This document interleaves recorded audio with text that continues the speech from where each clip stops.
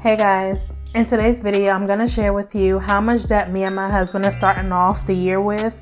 I do plan on documenting our debt-free journey this entire year. So it's only right that you know what our starting numbers are. Now bear in mind that these numbers that you're going to see is not our starting debt period. I did do a video a couple of weeks back sharing with you how much debt me and my husband were able to release back in 2019.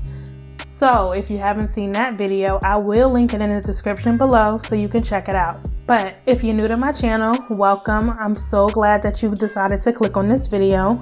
My name is Ozella and my channel focuses on all things related to being more intentional with money. So if you want to get out of debt, budget better, save money, make more money, then make sure you subscribe to my channel, hit that bell so you're notified every time I upload a new video. Thank you so much. I appreciate your support and I can't wait to do this journey with you. Now, this is the second time that I'm recording this video. I did record it yesterday. However, it sounded so depressing that I could not possibly go ahead and hit publish on that. And honestly, I have put this video off for so long because I've been embarrassed and because it is depressing to see how much debt we actually have. But at the same time, I feel like by sharing our story and our journey, if we can help at least one person, then I feel like it's all worth it. I really just want people to know that it doesn't matter how much debt you have and how long it might take, we can do this and we will do it. But we have to take that first step. And the first step really is to make up your mind that you are ready to knock this debt out once and for all. And with that, you have to write out all of your debts. You have to know how bad it really is so that you can come up with a game plan and figure out how you're going to knock this stuff out. So you have to list out all of your debts, regardless of whether you may owe your mom $20, student loans, anything in collections. All that is your debt and you have to claim it. You have to own it. And once you know the numbers, then you can actually figure out how you're going to tackle it. So that's what I'm sharing with you today. My numbers, I'm owning it. I'm showing you guys what it is. And then I'll make another video after I figure out how exactly I plan to tackle this. So I'm thinking the best way to handle this is to separate the debts by categories. So I'm going to start with the biggest beast of them all, which are the credit cards. And I'll list out all the credit cards and then I will move on to the next type of debt. And what I'm going to be showing you or sharing with you guys is the debt itself. So the name of the debt or the company, the minimum payment, the interest rate, and the balance. And then I'll tell you whether it's a credit card, student loan, etc. All right, so the first debt I'll start out with is a PayPal card. And the minimum payment on that is usually around $75 with an APR of 25.49%. And the balance on that one is, I'm just going to round these up. I'm not going to include the cents, but I will round it up to $30.39. And again, this is a credit card. And then the next one is Walmart.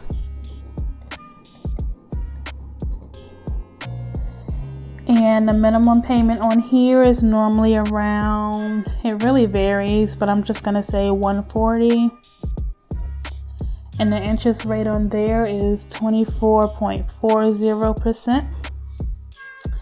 And the balance is $4,552.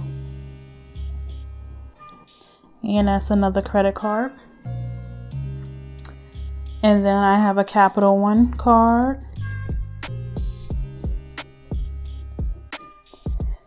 And that minimum payment is $105 normally.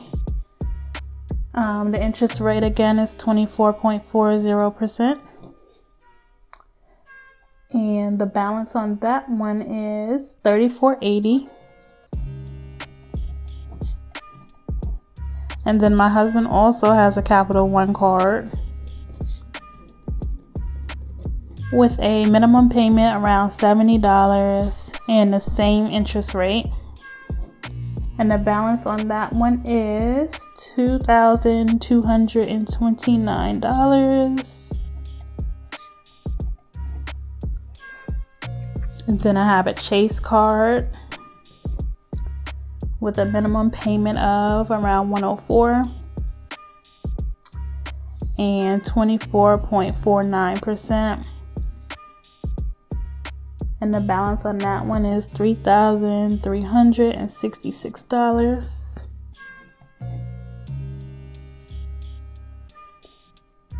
And then I also have a Discover card. And the minimum payment on that one is normally around $105. Same interest rate, 24.49. And the balance on that one is $39.80.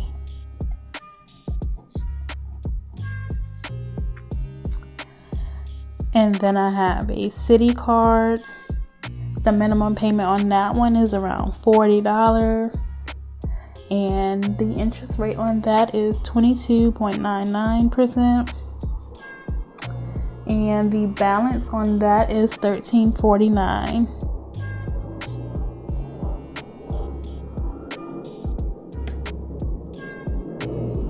Then I have a Flex line card. Actually, it's not a card, but it's a credit line that's attached to my debit account. And let's see, the minimum payment is usually $20 and the interest rate is 12.99%. And the balance on that one is $484. And then I have a Wyndham card. And that payment is normally $125. And let's see, 23.49% interest rate. And the balance on that one is $4,084. Alright, so those are all the credit cards, and I'll just add up the total at the end. But so now I'm gonna move on to our loans, not our student loans, but just like regular loans. So I have, let's see, I have two 401k loans, one for myself, one for my husband, and then a personal loan. So I'll go ahead and do those three. Alright, so my 401k loan, let's see, the payment is $103 a month with an interest rate of 6.50%, and the balance is $1434, and this is a loan. And then my husband's 401k loan, and he pays $99 towards his loan, or we pay $99 towards his loan. Same interest rate, 6.50%. He has a balance of $25.46.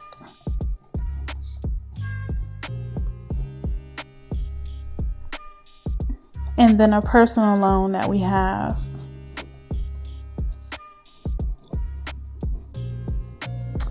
And that payment is $552 a month with a 9.99% interest rate.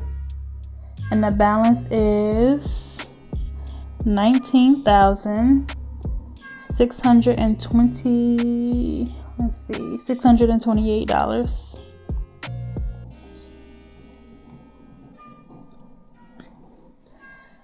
And then next I have a couple of medical bills that I really need to go ahead and knock out, but I will include them because, like I said, we're listing all of our debts out. So we have a dental bill, no minimum payment, no interest rate, but the balance is $197.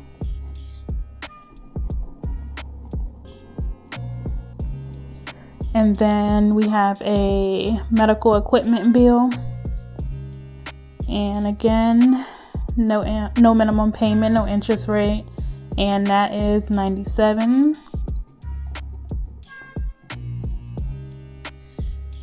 And then we also ended up owing the IRS for our taxes last year, or for 2018 taxes, and so we are still paying on that.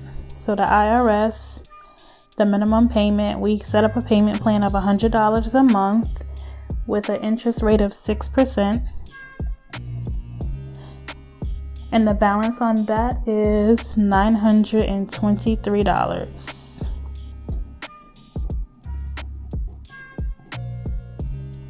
And then the last of our debt is our student loans. So I have Sally Mae, and that payment is $50. The interest rate is 8.125, and the balance on that is $1,046. And then we have Nelnet, and Nelnet breaks their loans up. So we have 4 different loans labeled A, B, C, and D. So I'll just go ahead and write out the payments. So for Nelnet, they break it down by 34 to the first one, 43 to the second one, 15, and then 9. So we make one payment, but they break it up in between all 4 of these loans. And then I'll go ahead and write the interest rates on them.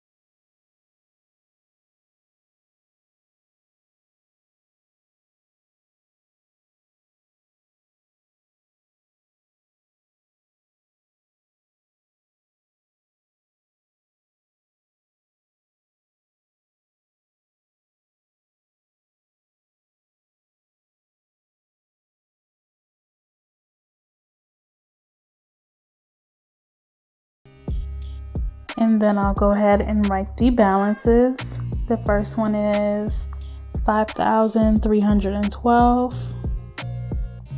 The next one is $26,994. The next one is $8,794. And then the next one is $1,678. And all student loans. Before I go ahead and total these numbers up, we have a whole bunch of credit cards. And by the way, we did cut up all of our credit cards. I cannot be trusted around credit cards. And if you know you're the same way, I suggest you also cut your credit cards up. Some people choose to put them in a freezer in a Ziploc bag with water and freeze them, but I don't really have a use for them. I'm hoping to be able to fund whatever I need based on budgeting and just cash flowing things. So I do keep them open because if you didn't know, if you close your credit cards, they can, your credit score can take a hit. So if you're interested in the credit score at all, or if you're interested in keeping your credit score high, then I recommend that you keep them open, but you just don't use them at this point in time in your journey if you're trying to get out of debt. So like I said, no more credit cards for us. And then these 401k loans were basically the result of me and my husband buying a cash car. We could not cash flow this car or the 2 cars that we have. And so we took out a 401k loan to be able to do that. Now, we also got rid of 2 car payments that we had. We did have newer model cars. I drove a 2013 Chevy Traverse and my husband drove a 2016 Ford F-150. So we made a sacrifice and gave those up. But of course, we owed more on the loan than the car was actually worth. We did sell our cars through Enterprise, but Enterprise didn't give us enough to cover out the whole loan that we owed left. And so we did roll the difference into a personal loan. Now, we had already had a personal loan with our credit union, and they basically combined that personal loan with the difference of those car payments or those car loans. And now we have one complete personal loan, and that's why this amount is so high. And then my medical bills here, like I said, the IRS, and I'm not filing my taxes this year until I pay this off. So hopefully I'll pay that off soon. And then all of these student loans. It's expensive to get an education, and it's even more expensive when you have no clue what you want to do in life. So I graduated when I was 16 years old and went straight to university. I went to a private university. If you don't know anything about schools and colleges, private colleges cost the most. Like, they can charge whatever they want, it seems like. And so I spent a year and a half there, flip-flopping back and forth through majors, not really having a clue as to really what I wanted to do in life, but steady racking up student loan debt, and really didn't even know that this was gonna come back to bite me years down the line. I did come back and get a degree. I came back home and got a degree. These Nelnet loans are his. He went to college for a little bit and realized that college is not for him. He is not the type of person to sit in anybody's classroom, and I'm perfectly okay with that. Before you decide to rack up student loan debt, I highly suggest that you pay out of pocket for one class at your local community college. Just take the class and see how you like it. See, you have to get a feel for it. College is not for everyone, and it may not be for you. And you would rather save that money than to go throughout college and racking up student loan debt only to realize that you don't even want to really get a degree. Alright, so I'm going to go ahead and add up all of these numbers and then come back and show you the grand total.